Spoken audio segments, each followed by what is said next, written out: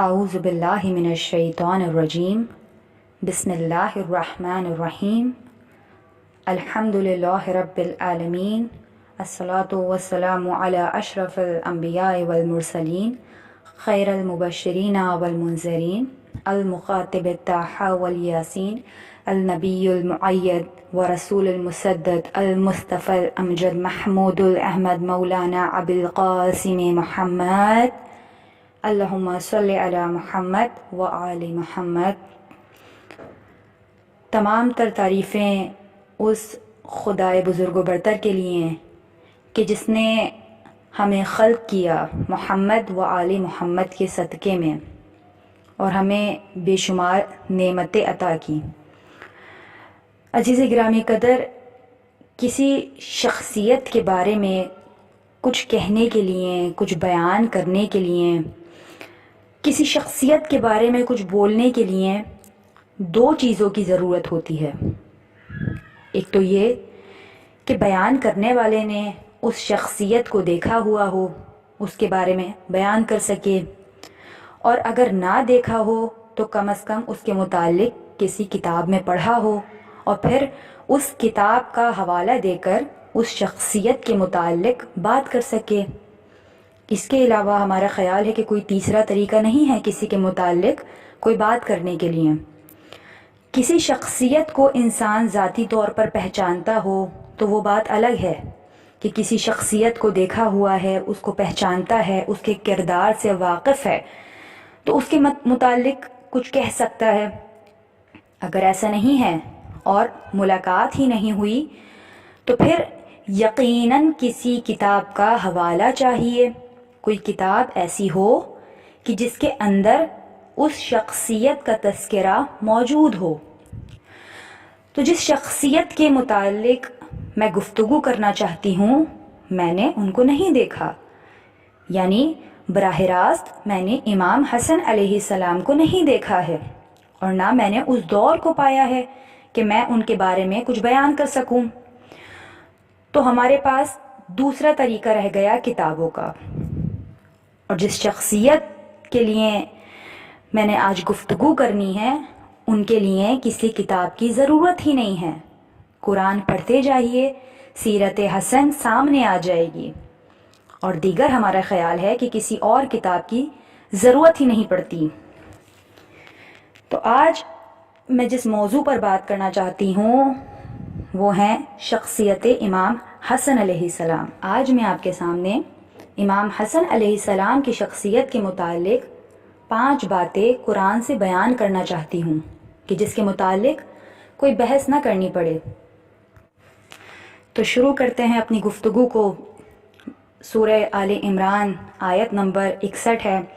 اعوذ باللہ من الشیطان الرجیم بسم اللہ الرحمن الرحیم فمن حاجک فیہ من بعد ما جاءک من العلم فقل تعالوا ندعو ابناءنا وابناءکم ونساءنا ونساءکم وانفسنا وانفسکم ثم نبتہل فنجعل لعنۃ اللہ علی الکاذبین۔ ترجمہ ہے کہ پھر اگر یہ لوگ عیسیٰ کے بارے میں تم سے جھگڑا کریں تو کہہ دو کہ ہم اپنے بیٹوں کو لاتے ہیں، تم اپنے بیٹوں کو لے کر آؤ، ہم اپنی عورتوں کو لے کر آتے ہیں، تم اپنی عورتوں کو لے کر آؤ، ہم اپنے نفسوں کو لے کر آتے ہیں، تم اپنے نفسوں کو لے کر آؤ۔ تو شیعوں سے لے کر دیوبندی تک ساری دنیا متفق ہے کہ جس دن مباہلہ ہوا تھا اس مباہلے میں امام حسن علیہ السلام موجود تھے۔ میں باقی کی شخصیت کی بات اس لیے نہیں کر رہی کیونکہ اگر باقی کی شخصیت کی بات کروں گی تو اپنے موضوع سے ہٹ جاؤں گی۔ آج میرا موضوع ہے امام حسن علیہ السلام۔ تو مباہلے میں امام حسن علیہ السلام موجود تھے۔ حضور نے فرمایا کہ میں اپنے بیٹے لے کر آ رہا ہوں۔ اس کا مطلب یہ ہوا کہ اکارڈنگ ٹو قرآن، بنفس قرآن، امام حسن علیہ السلام رسول خدا کے بیٹے ہیں۔ پہلی بات طے ہو گئی کہ امام حسن نبی کے بیٹے ہیں۔ اب یہ بھی سن لیجئے کہ مباہلہ علیہ السلام کے ساتھ ہوتا ہے، رضی اللہ کے ساتھ نہیں ہوتا۔ مثال کے طور پر جبرائیل علیہ السلام، میکائیل علیہ السلام سب جانتے ہیں۔ پر آ کر کہا ہے، جبرائیل نے سیدہ کے دروازے پر آ کر کہا ہے کہ انا خیاط الحسنین، اور میکائیل نے آ کر سیدہ طاہرہ کے گھر کی چکیاں چلائی ہیں۔ تو جس گھر کے نوکر علیہ السلام ہیں تو گھر والے رضی اللہ کیسے ہو سکتے ہیں؟ تو پہلی بات ثابت ہو گئی ہے کہ حضرت امام حسن علیہ السلام بنفس قرآن رسول کے بیٹے ہیں۔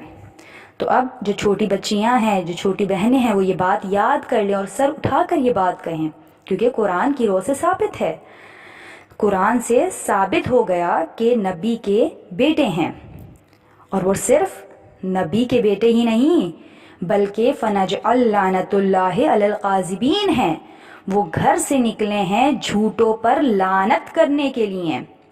اب مثال کے طور پر اگر کہیں آگ لگ جائے تو کیا مٹی کا تیل لے کر جانا چاہیے یا پانی لے کر جانا چاہیے؟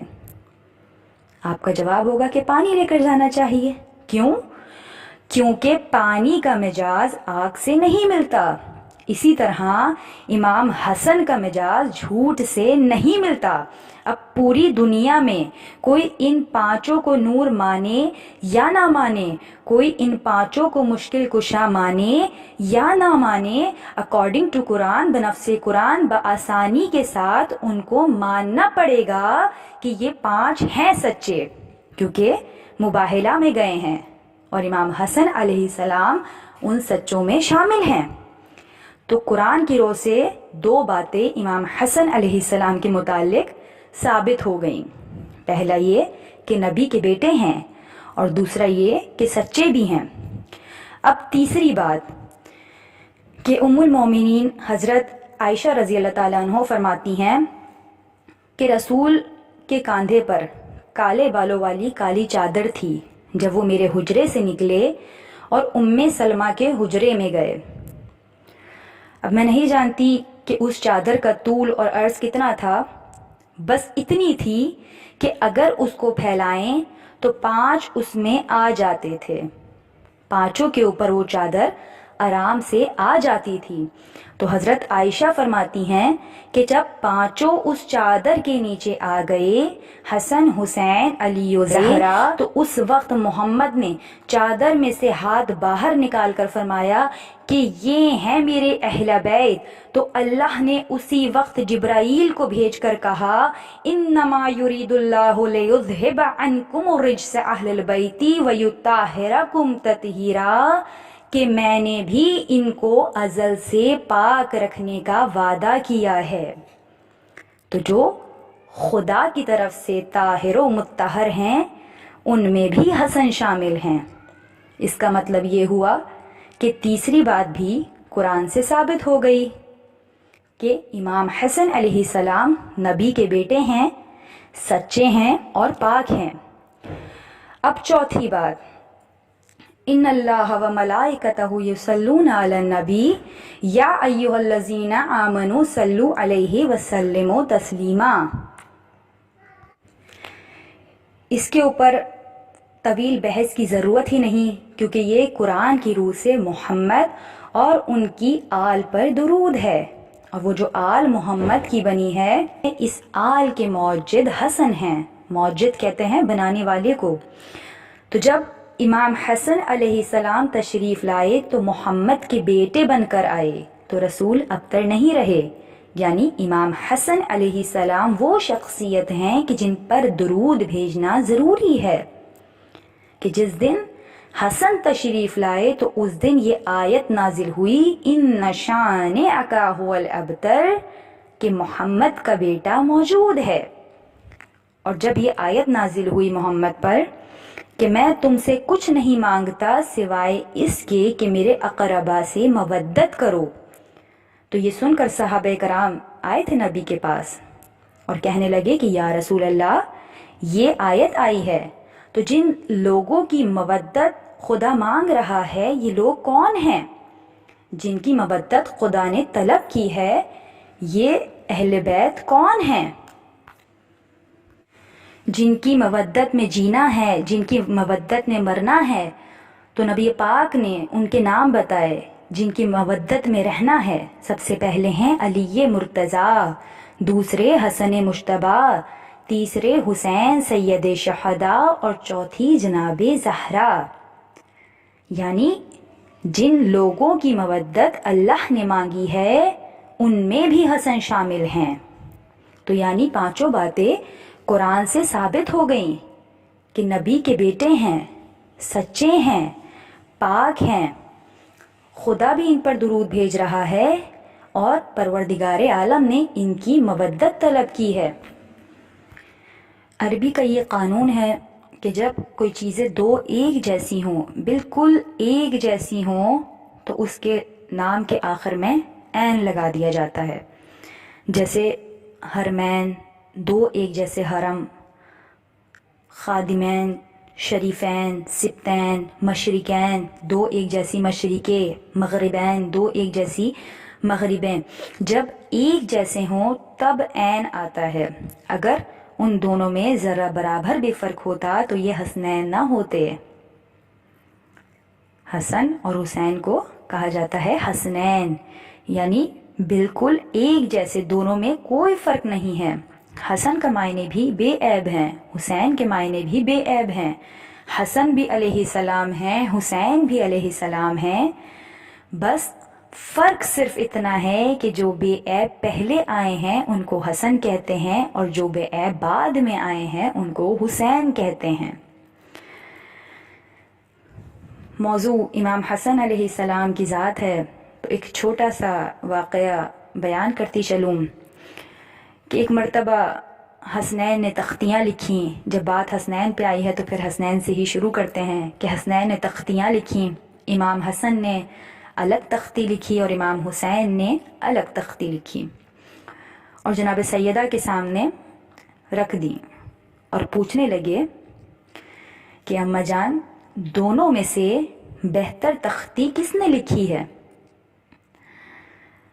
جناب سیدہ نے دیکھا اور فرمایا کہ اس کا فیصلہ وہ کرے گا کہ جس کو مصطفیٰ نے قاضی بنایا ہے، جس کو نبی نے قاضی بنایا ہے، چیف جسٹس آف اسلام۔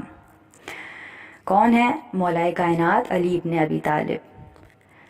جب حضرت علی آئے تو بی بی نے فرمایا کہ یہ تختیاں آپ کے بیٹوں نے لکھی ہیں، ان کا فیصلہ کیجئے۔ آپ سارے جہان کا فیصلہ کرتے ہیں، اب اپنے دونوں بیٹوں کی دونوں تختیوں کا فیصلہ کیجئے کہ کون سی تختی زیادہ بہتر ہے۔ تو حضرت علی نے ارشاد فرمایا کہ مجھے قسم ہے اس ذات کی کہ جس کے قبضہ قدرت میں میری جان ہے، ان دونوں کی تختیوں کا فیصلہ وہی کر سکتا ہے کہ جس نے مجھے قاضی بنایا ہے۔ اب فیصلہ آ گیا رسالت مآب کی بارگاہ میں، دونوں تختیاں آئی ہیں۔ اب ایک طرف مولا حسن موجود ہیں، دوسری طرف مولا حسین موجود ہیں، سامنے مولا کائنات اور ہماری بی بی موجود ہیں۔ رسول خدا تختیوں کو دیکھ رہے ہیں اور دونوں شہزادے نانا جان کے چہرے کی زیارت کر رہے ہیں کہ نانا کے لب ہلیں اور پتہ چلے کہ کس نے زیادہ خوبصورت تختی لکھی ہے۔ اب اس تختی پر ہاتھ چلا ہے امام حسن علیہ السلام کا، ہاتھ پر غور کیجئے گا کہ کتنا پاکیزہ ہاتھ ہے، کتنا خوبصورت ہاتھ ہے۔ اس تختی پر ہاتھ چلا ہے مولا حسین علیہ السلام کا، تو ذرا ہاتھ پر غور کیجئے گا۔ سامنے دیکھ کر نبی مسکرائے، بچوں نے کہا نانا جان فیصلہ سنائیے۔ آسمان کی طرف رخ کر کے رسول فرماتے ہیں کہ یہ فیصلہ صرف وہی کرے گا کہ جس نے محمد کو محمد بنایا ہے۔ ہاتھ اور قلم ذہن میں رکھیے گا۔ خالق نے فرمایا جبرائیل۔ جبرائیل نے کہا جی رب جلیل، فیصلہ تو ہمارے اوپر آ گیا۔ اب ویسے اللہ چاہے تو کچھ بھی کہہ سکتا ہے، کیونکہ اللہ تو کن کا مالک ہے، جو اللہ کہتا ہے وہ ہو جاتا ہے۔ مگر ان کے فضائل میں لطف لینا تو اللہ کی سنت ہے۔ آپ نے غور نہیں کیا کہ ان کے فضائل میں لطف لینا اللہ کی سنت ہے۔ اللہ چاہتا تو فوراً فیصلہ کر سکتا تھا، خدا چاہے تو فوراً فیصلہ کر سکتا ہے، لیکن خالق نے بھی بات بڑھائی، اور کیا خوب بڑھائی۔ اللہ نے کہا جبرائیل یہ ہیں موتی اور مرجان، جنت میں سے 7 موتی لے کر جاؤ اور اعلان کرو جا کے کہ دونوں تختیاں سامنے رکھی ہیں مصطفیٰ کے، دونوں شہزادے دیکھتے رہیں، ایک ایک موتی گرے گا ایک ایک تختی پر۔ 7 موتی ہیں، پہلے 6 موتی گریں گے اور فیصلہ ہوگا 7ویں موتی پر۔ جس تختی پر 7واں موتی گرے گا وہ اول ہوگا، یہ ہمارا فیصلہ ہے۔ خالق چاہتا تو فوراً فیصلہ کر سکتا تھا، مگر خدا بھی لطف لے رہا ہے۔ جبرائیل نے موتی چھوڑا، پہلا موتی آ کر گرا مولا حسن کی تختی پر۔ جیسے ہی مولا حسن کی تختی پر موتی گرا، مولا حسن مسکرائے۔ کیا منظر ہوگا کہ جب امام حسن مسکرائے اور امام حسین کے چہرے کی زیارت کی۔ جو پہلے ہی حسین ہے وہ مسکرایا تو کیا منظر ہوگا۔ دوسرا موتی گرا، مولا حسین کی تختی پر آیا، ادھر مولا حسین مسکرائے، مسکراتے ہوئے بھائی کے چہرے کی زیارت کی۔ تیسرا موتی گرا، مولا حسن کی تختی پر آیا، ادھر مولا حسن مسکرائے۔ چوتھا موتی گرا، مولا حسین کی تختی پر آیا، مولا حسین مسکرائے۔ پانچواں موتی گرا، مولا حسن کی تختی پر آیا تو پھر مولا حسن مسکرائے۔ چھٹا موتی مولا حسین کی تختی پر گرا تو پھر مولا حسین مسکرائے۔ اب رہ گیا 7واں موتی اور جبرائیل بیچارہ۔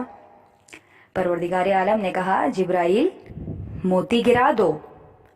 اب سب انتظار میں ہے کہ 7واں موتی جس کی تختی پر آئے گا وہ اول ہوگا۔ جبرائیل نے موتی گرایا۔ اب جیسے ہی جبرائیل نے اس موتی کو گرایا، پروردگار عالم نے حکم دیا کہ جبرائیل اتنی تیزی سے جاؤ جتنی تیزی سے اس وقت گئے تھے کہ جس وقت تم نے اسماعیل کی جگہ دمبے کو رکھ دیا تھا، اتنی تیزی سے جاؤ اور زمین پر پہنچنے سے پہلے پہلے اس موتی کو 2 برابر حصوں میں تقسیم کر دو۔ جبرائیل نے موتی کو زمین پر پہنچنے سے پہلے 2 برابر ٹکڑوں میں تقسیم کر دیا۔ آدھا موتی امام حسن کی تختی پر آیا، آدھا موتی امام حسین کی تختی پر آیا۔ ادھر حسن کی تختی پر موتی گرا، مولا حسن مسکرائے۔ ادھر حسین کی تختی پر موتی گرا، مولا حسین مسکرائے۔ ادھر آواز قدرت آئی کہ یہ محمد کا گھرانہ ہے، یہاں کوئی دویم نہیں ہوتا، یہاں تو سارے ہی اول ہیں۔ بس پروردگار عالم سے دعا ہے کہ ہماری اس قلیل سی عبادت کو اپنی بارگاہ میں شرف قبولیت عطا فرمائے، اور ہم رسول خدا علی مرتضیٰ اور اپنی بیوی کی خدمت میں مبارکباد پیش کرتے ہیں، خاص کر ہمارے وقت کے امام زمانہ علیہ السلام کو مبارکباد پیش کرتے ہیں مولا حسن کی ولادت کے اس پرمسرت موقع پر، اور پروردگار عالم سے دعا کرتے ہیں کہ مولا حسن کے صدقے میں جہاں جہاں جو لوگ پریشان ہیں ان کی پریشانیوں کو دور فرمائیں، جو لوگ بیمار ہیں ان کو مولا حسن کے صدقے میں، اس مبارک رات کے صدقے میں شفائے کلی عطا فرمائیں، جو مائیں بے اولاد ہیں ان کو اولاد نرینہ عطا فرمائیں، اور ہمیں ہماری تمام پریشانیوں کو دور فرمائیں، سب کے رزق میں برکت عطا فرمائیں، اور ہمیں کوئی غم نہ دیں سوائے غم حسین کے۔ اور ہر مومن کے دل کی اول اور آخر دعا کہ ہمارے وقت کے امام کے ظہور میں تعجیل فرمائے۔ ربنا تقبل منا انک انت السمیع العلیم برحمتک یا ارحم الراحمین۔